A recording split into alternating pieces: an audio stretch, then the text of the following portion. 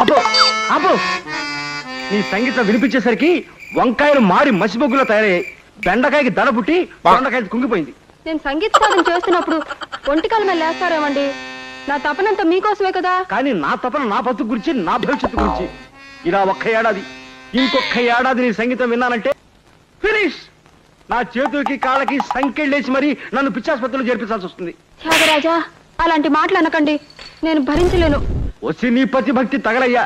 ఇదిగో నా ప్రాణాల మీద నీకేమాత్రం భక్తి ఉన్నా ఈ గాత్రం సాపేవే.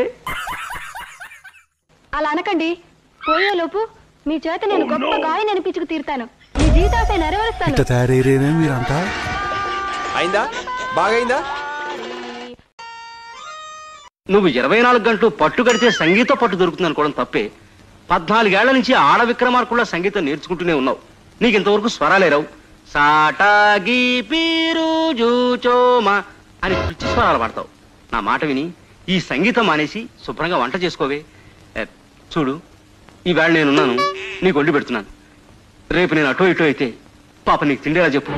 నా అదృష్టం ఇంతే అనుకుని హోటల్ నుంచి తెప్పించుకుని తింటానండి. ఇంకేం చేయను. లేచిన వాడే అన్స్టాపబుల్.